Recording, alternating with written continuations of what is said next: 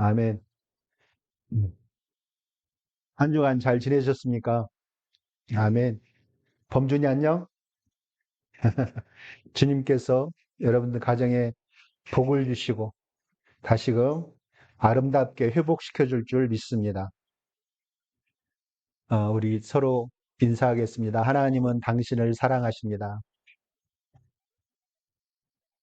하나님은 당신을 향한 놀라운 계획을 가지고 계십니다. 아멘. 네.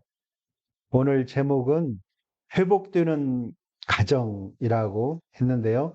회복되는 가정, 회복되는 그리스도인, 회복되는 교회, 회복되는 나라, 회복되는 공동체. 이런 제목이었으면 참 좋겠습니다. 그런데 이 회복이라는 말이 참 듣기 좋아요. 그죠? 회복되었다. 그 사람 회복되었다. 몸이 아파가지고 병원에 있었는데 회복되었다. 또 사이가 안 좋은 두 사람의 사이가 회복되었다. 얼마나 좋은 말입니까? 예, 어떤 사람이 상처를 입거나 또 변하였다가 다시 정상적으로 돌아오는 것, 이것을 회복이라고 하죠.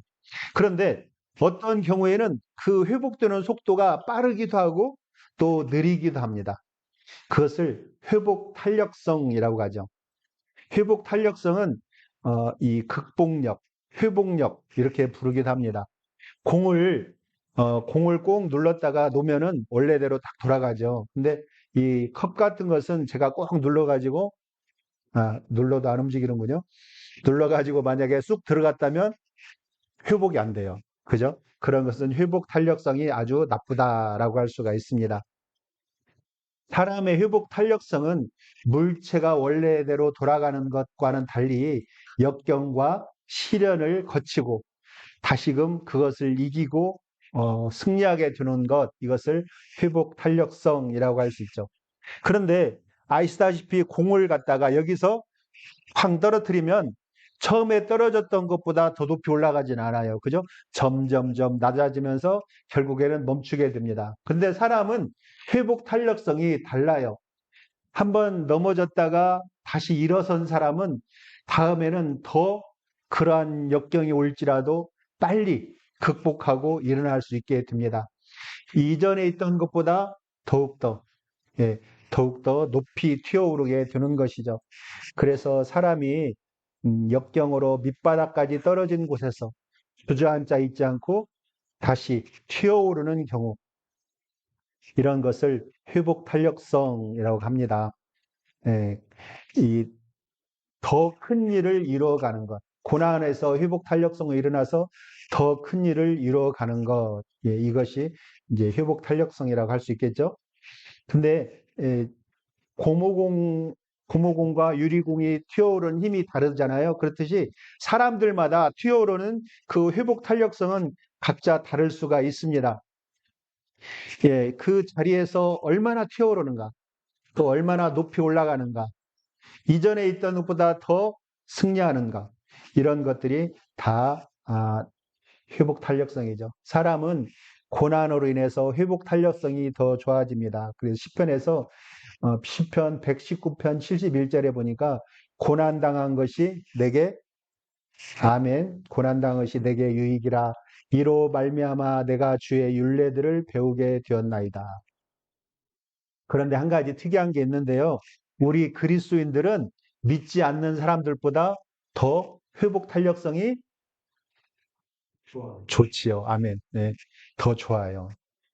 믿는 사람들은 회복 탄력성이 더 좋습니다. 이것은 성경에도 여러 가지 증거의 사람들이 있고, 또, 이런 신문지상에서도 예수 믿는 사람들이 이러이러한 일로 극복하였다. 그런 이야기가 많이 있어요. 미국에서도 허리케인이 불어가지고 온 동네가 다 무너진 동네가 있었는데, 성도들을 중심으로 해서 그것을 다 극복했다. 그런 이야기들이 많이 나와 있는 것을 볼 수가 있어요. 성경에서 이 회복력이 좋은 사람들, 그 사람들을 볼 수가 있습니다. 가장 먼저 생각할 수 있는 사람이 욥이라는 사람이에요. 이 욥을 물론 욥을 본 사람은 없지만 그냥 욥이라고 생각하고 욥이라고 생각하고 욥은 아주 심각한 고난을 겪은 사람입니다. 갑자기 닥쳐온 시련으로 재산과 가족을 잃고 자신도 견딜 수 없는 이런 피부병으로 시련을 겪었죠. 그렇지만 결국 회복하고 하나님의 큰 은혜를 회복하게 됩니다. 예, 이 사람은 누구일까요? 예, 뭐, 본 적은 없지만 그냥 다윗이라고 하겠습니다. 다윗은 양치기였는데 어느 날, 이 골리앗이라는 사람과 전투를 하게 됩니다. 또 골리앗을 물리치고 왕의 사위가 됐어요. 갑자기, 이게, 네, 왕의 사위가 됐다가 다시 승리하고 올라가게 되는 것이죠. 그런데 그럼에도 불구하고 이 사람이 자기의 그 자리에서 어, 회복이 네, 자기의 자리에서 회복이 되었다는 것이죠.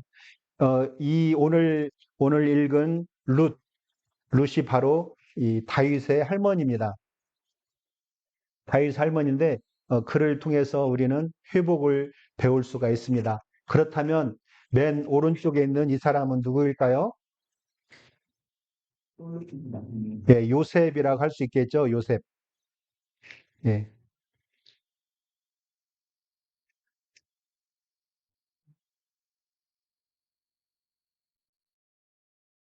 요셉. 요셉도 참 귀한 집안의 아들이었어요. 귀한 아들이었는데 형들의 모함으로 팔려나가게 되죠. 그리고 팔려나간 곳에서 또 모함을 당해서 감옥에 갇히게 됩니다. 그렇지만 그는 그것을 모두 이겨내고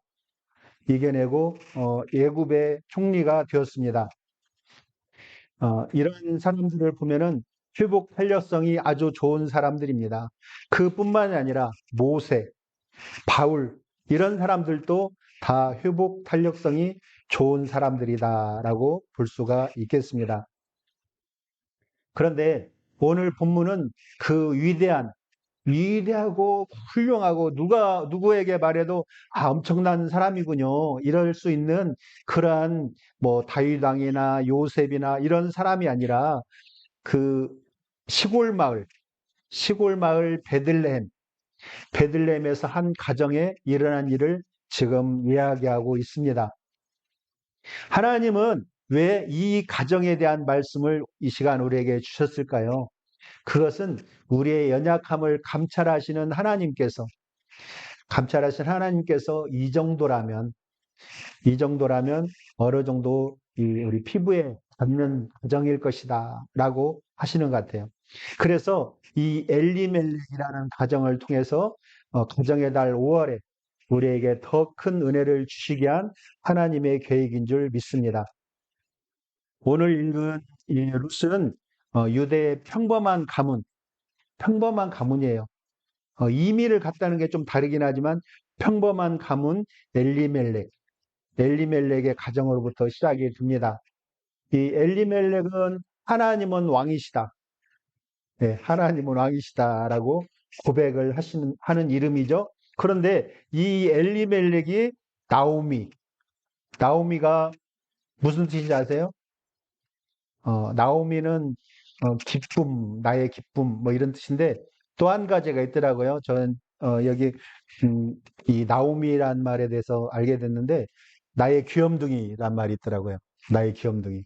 그래서 엘리멜렉과 나오미와 말론, 기럨 두 아들을 낳고 이 조상으로부터 물려받은 땅을 가꾸면서 행복하게 살았어요.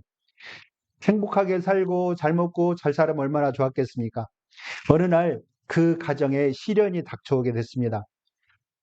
그들이 살고 있는 이 베들레헴에 오랫동안 흉년이 들었던 거예요. 지금 오늘날에는 이 베들레헴은 이스라엘 가자지구, 팔레스타인이 살고 있는 그 가자지구 변두리에 있습니다. 근데 이 베들레헴은 히브리어로는 빵집이란 뜻이에요. 빵집. 예. 그리고 아랍어로는 고깃집. 어쨌든 먹는 겁니다. 그죠? 얼마나 풍요로운 동네였으면 빵이라든가 고깃집이라든가 이런 말로 있겠습니까? 그런 베들레헴인데 빵집에 빵이 없어요. 예, 고깃집에 고기가 없습니다. 그래서 이 엘리멜렉은 견디다 못해서 가정을 버리고 이 가정을 버린 게 아니죠. 이 고향을 버리고 외국 땅으로 이민하자 이렇게 작정을 했습니다. 가산을 다 정리하고 살림살이를 싸들고 도착한 곳은 이웃나라 모압이었습니다. 이 엘리멜렉 부부는 낯선 모압 땅이었지만 새로운 곳에서 새로운 시작을 꿈꾸었을 것입니다. 그 가정은 한 10년 동안 살았는데요. 그동안에 행복하게 사는 것 같았습니다. 그런데 이 10여 년의 세월 동안 살면서 남편 엘리멜렉이 덜컥 세상을 떠나게 되었습니다. 그리고 이곳에서 결혼한 두 아들이 며느리 둘만 남겨놓고 또 세상을 떠나버렸어요. 그러면서 이제 집에는 어머니와 두 며느리만 남게 되었습니다.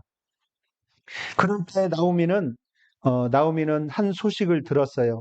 여호와께서 자기 백성을 돌보사 그들에게 양식을 주셨다, 빵을 주셨다 함을 들은 것이죠. 하나님의 말씀을 듣게 되었습니다. 그는 그래서 고향으로 돌아가고자 계획을 하게 되는 것입니다. 시련을 피해서 모압으로 떠났던 그 여인이 이제 다시금 고향으로 돌아가고 있는 것입니다.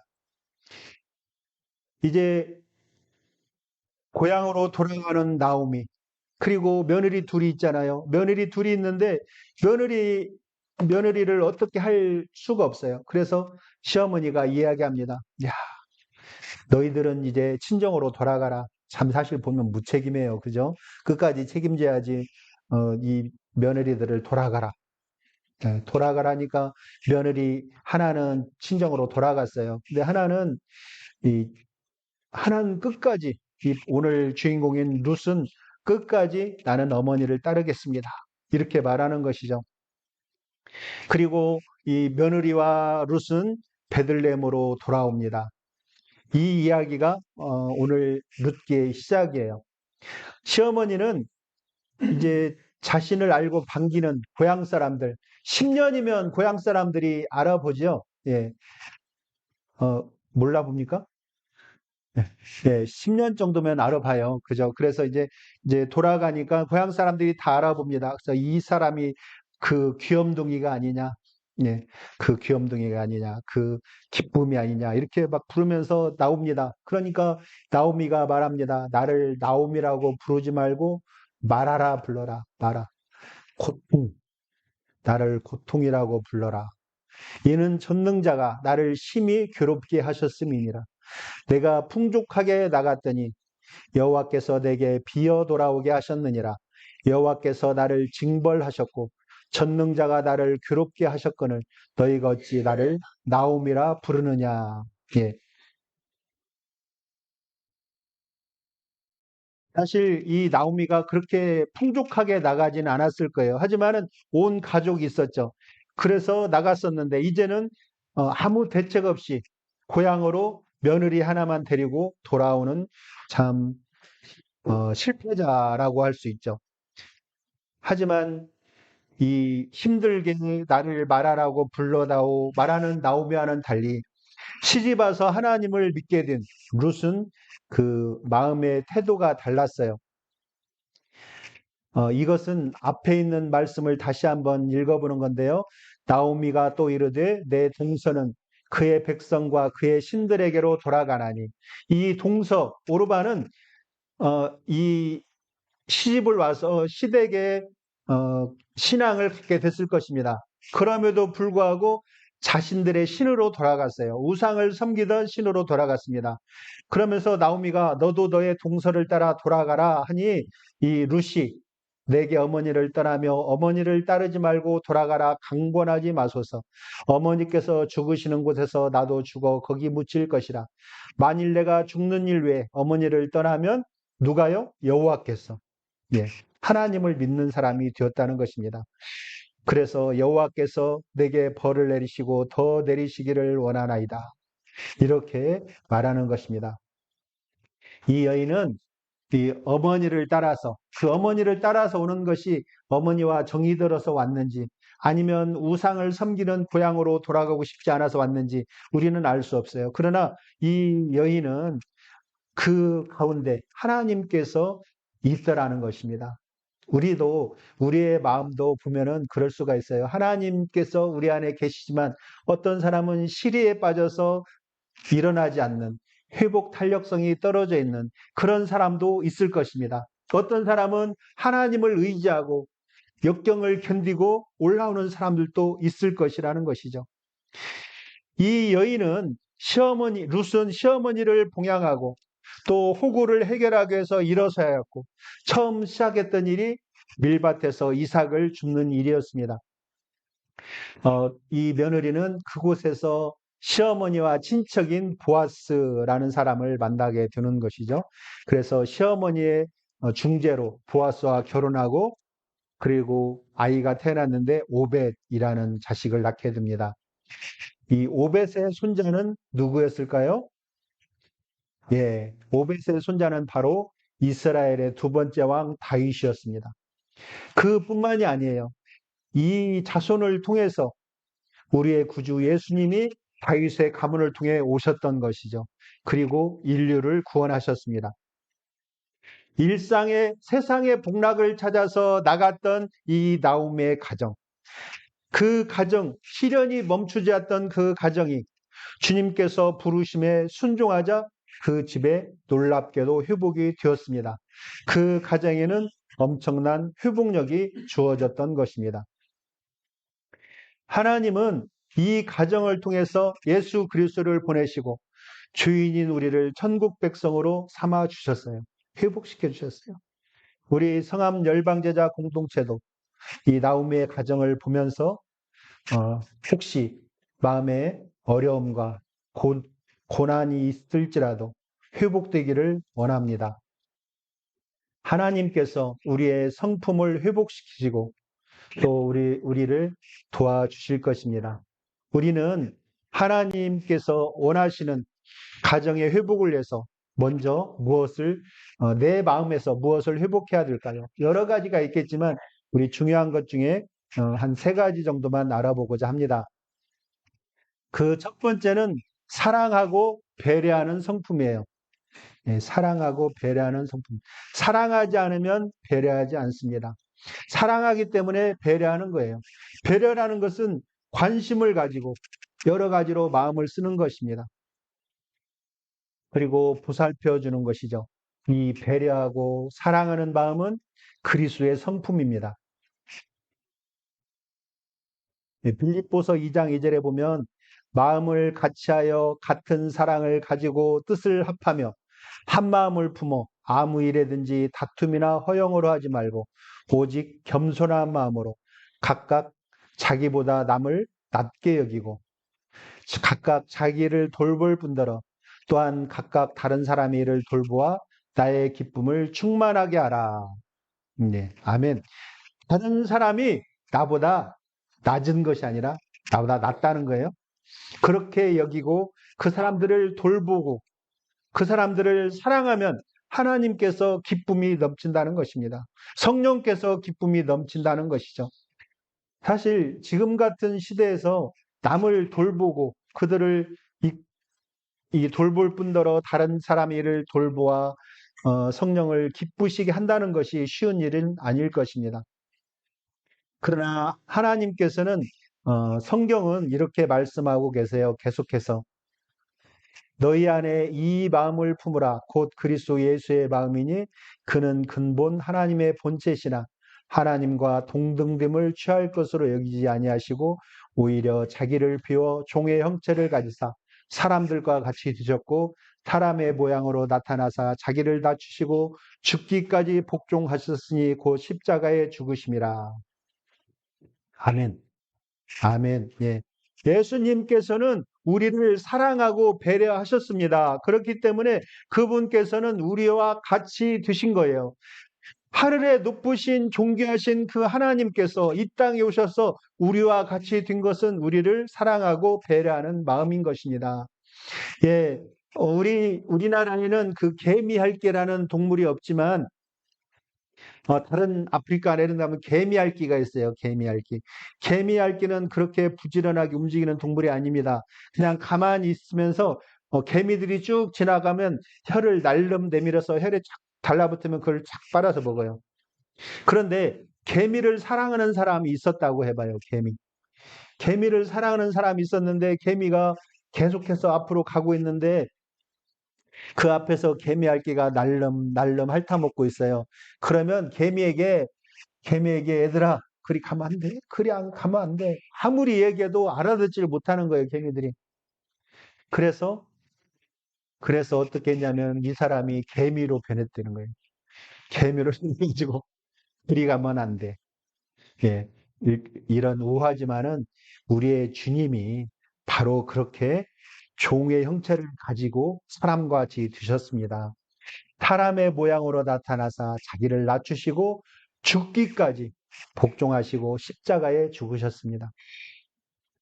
예수님은 이 땅에 오셔서 사랑과 배려의 분을 보여주셨습니다.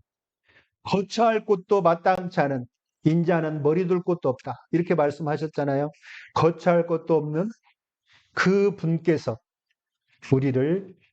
우리를 굶주린 사람들을 배부르게 하셨고 고통 중에 있는 사람을 치료해 주셨습니다. 다시 이야기로 돌아갑니다. 고향인 이 베들레헴으로 돌아온 나오미, 그리고 시어머니 말을 찾아서 외국인 며느리 룻이 돌아왔어요. 그 여인들에게는 살기가 너무나도 힘든 그러한 사유였을 것입니다. 그러나 보아스는 그들을 돌보았고 그런 그에게 하나님은 큰 복을 주셨습니다. 그들의 자손이 왕이 태어나는 그러한 복을 주셨죠. 우리 그리스도인들이 남의 마음을 헤아리고 그들을 돌보아야 하는 이유는 우리 역시 하나님의 배려로, 하나님의 사랑하심으로 구원을 받은 사람들이기 때문입니다. 대가 없이 믿음으로 얻는 구원은 하나님의 사랑의 선물입니다. 우리의 힘으로는 죗값을 치를 수가 없어요. 하나님은 외아들을 보내어서 십자가를 지게 하시고 죄인된 우리가 믿음으로 구원을 얻게 하셨습니다.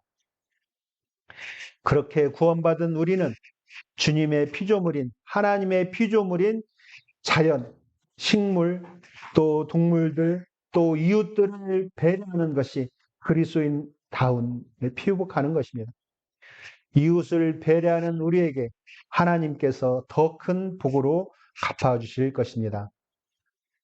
아멘. 예. 두 번째로는 우리는 찬송과 기도로 구원받은 기쁨을 회복해야 됩니다. 그리스도인의 얼굴은 뭐라고 하는데 혹시 아세요? 그리스도인의 얼굴은 전도지. 아멘.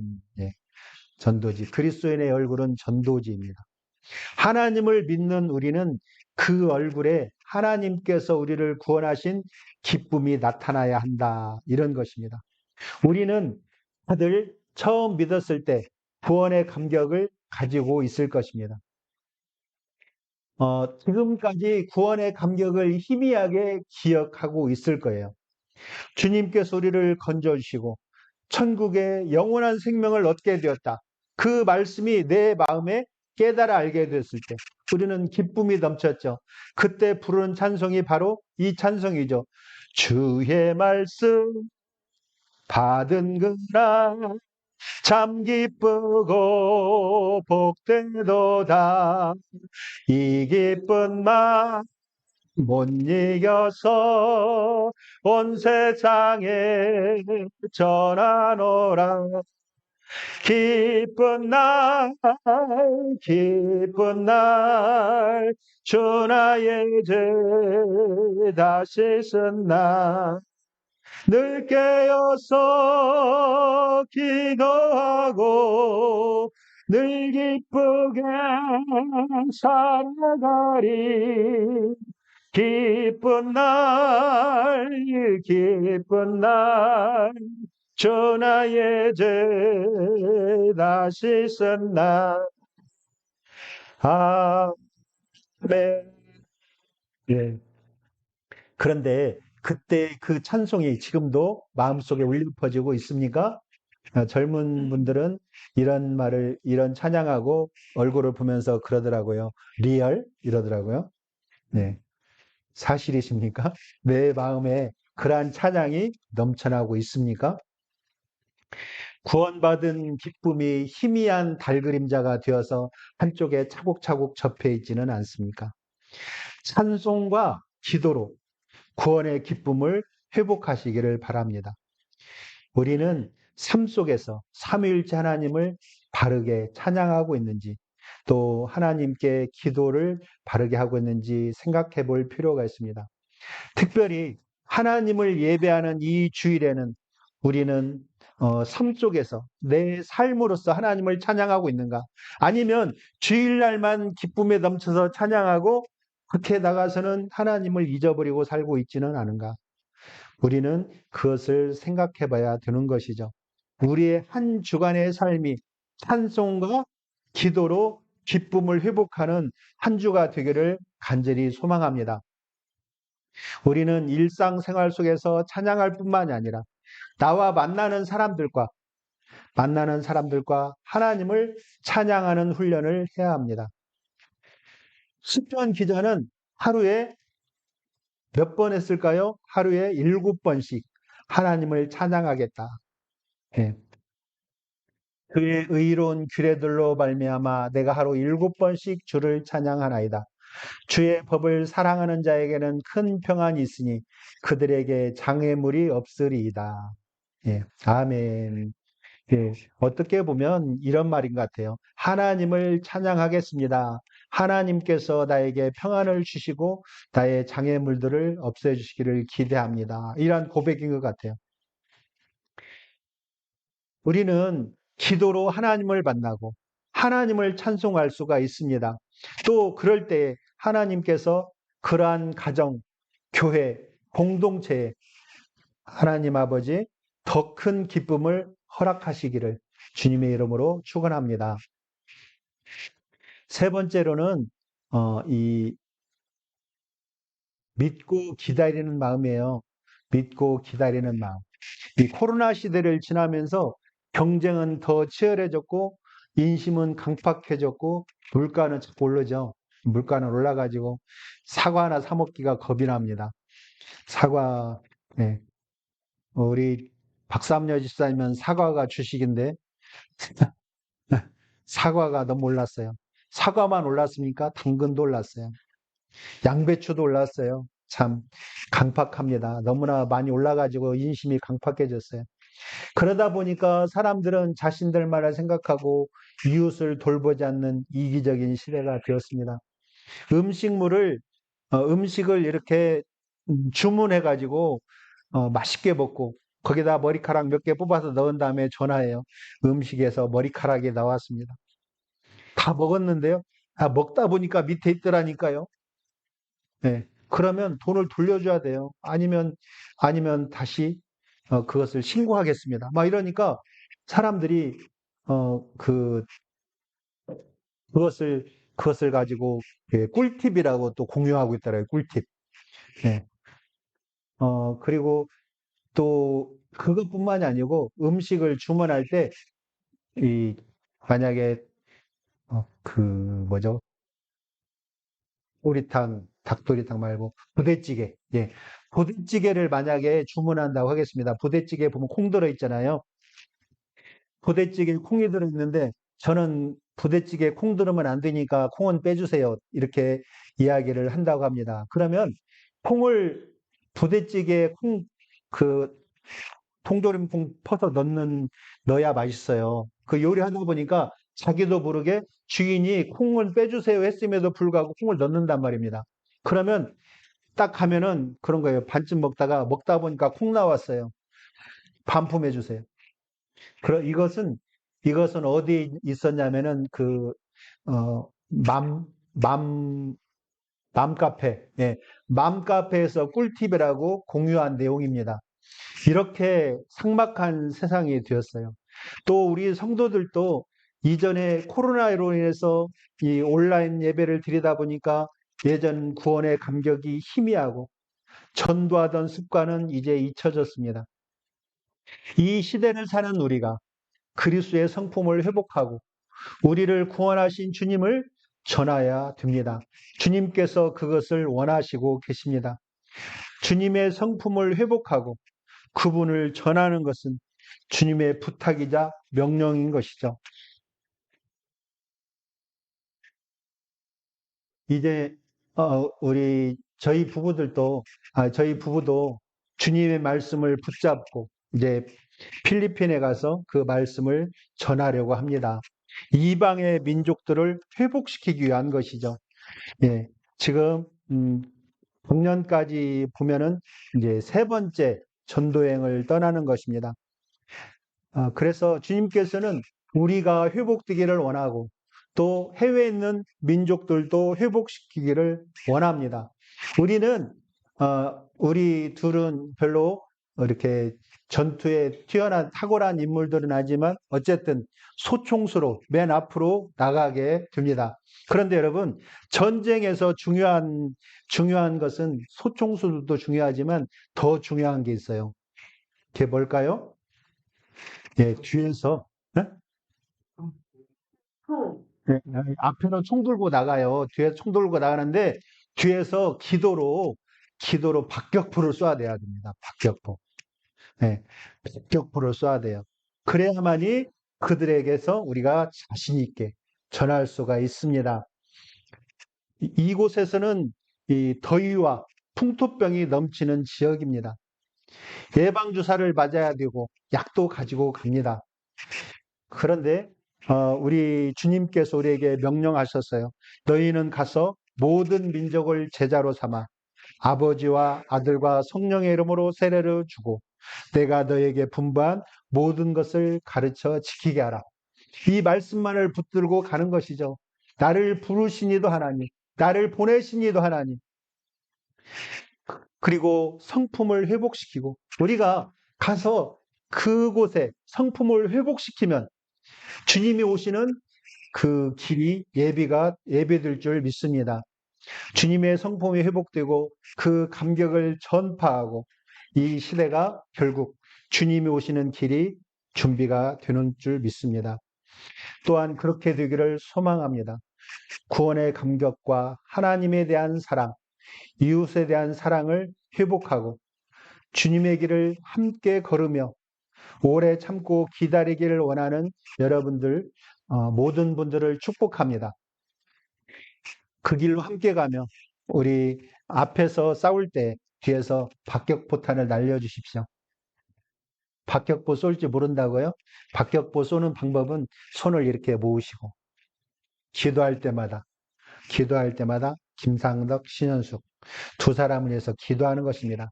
또 그곳에 있는 사람들을 그곳에 있는 이 동남아에 있는 사람들을 이 생각하면서 기도하는 것이죠. 우리 성품이 회복되고 가정이 회복되고 지금 어려운 일이 있을지라도 그 가정이 회복되고 주님께서 더욱더 기쁨 가운데로 인도하여 주시기를 주님의 이름으로 축원합니다. 아멘. 우리 487장 찬양하겠습니다.